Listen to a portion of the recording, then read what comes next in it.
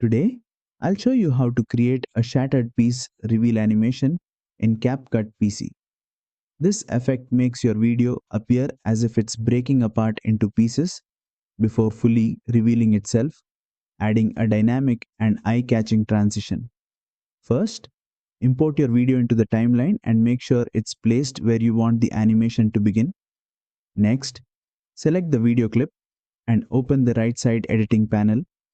From here, click on the Animation tab. Since this is a reveal effect, go to the In section and look for Puzzled Up.